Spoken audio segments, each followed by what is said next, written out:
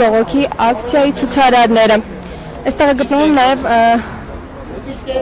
Անահիս Սարդարյանը։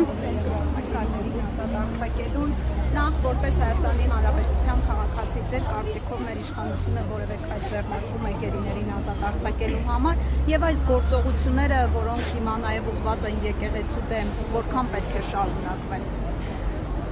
Եթե առաջին հարցին պատասխանեմ որպես Հայաստանի Հանրապետության քաղաքացի,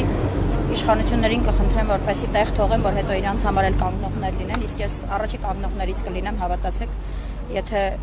վաղ իշխանափոխություն լինի, ամենայն անկեղծությամբ եմ ասում, որպես հումանիստ եմ ասում, որպես ուղղակի մայր եմ ասում, այս երկրում երկու երեխա մեծացնող եմ ասում, թող տեղ թողնեմ, որ վաղը իրանց համար էլ կա մեկը կանգնի, որտեղ այն նկարները, որոնք որ ես հիմա նայում էի, իմ համար ահավոր հուզումնալից են, որովհետև չկա այդտեղ մի մարդ, որը այստեղ հայելի պիտի նստել, չէ, այդ մարդիկ ոչ կաշառակերներ են, ոչ թալանչիներ են, ոչ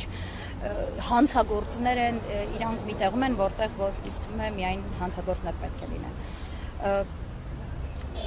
Ես այստեղ եմ, որպեսզի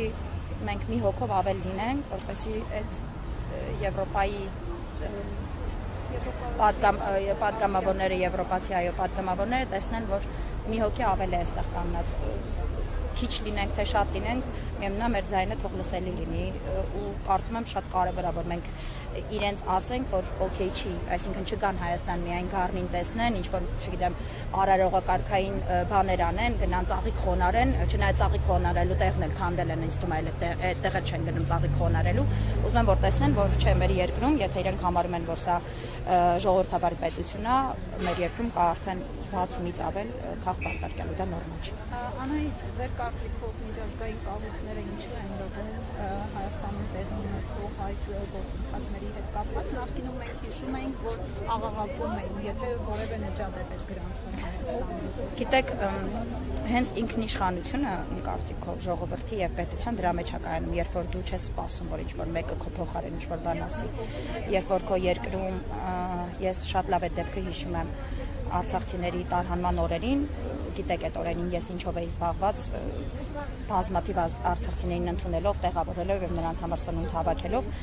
եւ շատ լավ հիշում եմ ՄԱԿ-ի գագաթնաժողովում այդ ելույթը, երբ որ Արտակ Միրզոյանը իդեպ հրաշալի ելույթ ունեցավ իմ համար ամենայն անկեղծությամբ ու ասաց, որ այս դեպքերն է կատարվում Ադրբեջանի եթե չեմ սխալվում, արտգործ նախարարը կամ փոխնախարարը պատտվեց, ասեց չեք ասում,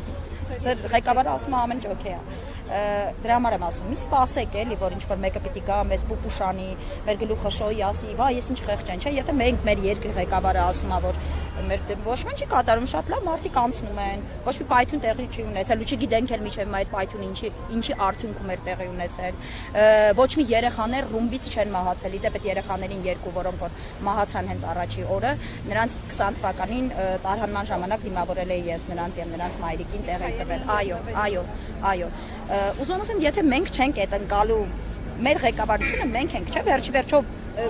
մեր դեմքն է այդտեղ։ Այդ մարդիկ ճիշտ են, դրա համար ես չեմ սպասում, ամենայն անկեղծությամբ։ Ես իմ ազգի հետ մեկտեղ կարողացա այդ օրերին օրինակ բարեգործություն անել, ու ես սպասում եմ, որ իմ ազգում կլինի այնպիսի մի ղեկավար, որը որ չի սպասի, որ ինչ-որ մեկը գա ինձ պաշտպանի, այլ ինքը կկանգնի պաշտպան, որովհետև եթե մենք ընտանիք ենք մի մեծ, ուրեմն մեր ընտանիքի հայրը պիտի մեզ պաշտպանի։ Ուզում եմ այնպիսի ընտանիքում հայր ունենալ, մեր մեծ ընտանիքում, մեր ազգի մեջ, որը որ ինձ կպաշտպանի, ոչ թե ես կսպասեմ, որ ինչ-որ Եվրոպայից մեկը կգա ու կսկսի ինձ պաշտպանել։ Եվ եկեղեցու շուշտեր ունեցող այս գործընթացների հետ կապված, ինչ պետք է անի առաքելական եկեղեցու հետևորդը եւ ինչ պետք է անի առհասարակ հայ ազգը։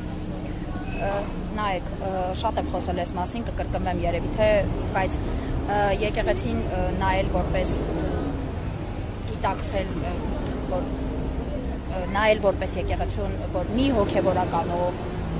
նույնիսկ մեկ կաթողիկոսով ես այդպես չեմ նայում։ Իմ համար եկեղեցին դա իմ պետականության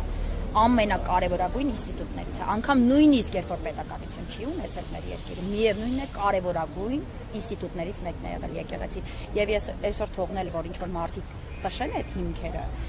ու նայեք, երբ որ հիմքն է ինքը շենքի ու դու իրան քանդում ես, դու էլ վերևը չես կարողանա սարքել այդ շենքը։ Ես ուզում եմ, որ մենք դա գիտակցենք։ Դե այսօր օրինակ տեսանք իրանց ֆեյք դպիրին, ֆեյք կարգալույց եղած քահանայով, ֆեյք պատարագին, ֆեյք դպիրին։ Եթե մարդ կա, ես շատ ուրախ եմ իդեպ, եկեք ազնիվ լինենք, այն ինչ որ կատարվեց այդ օրերի այդ օրվա պատարագին, դա հավատավոր ժողովրդի կամքի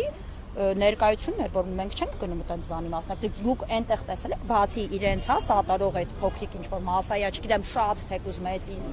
ոնց ուզում են իրենք իրենց կոչել, տեսել եք այդտեղ հավատավոր ժողովուրդ, ես չեմ տեսել։ Այդ տեսը կանայից, որ ավելի մեծ թափ է հավաքում այս հակաեկեղեցական արշավը, կարծես նահանջ չի անում իշխանությունները, հայտարարել են, որ մյուս կիրակել են գնալու, հարաբերս գնալու են։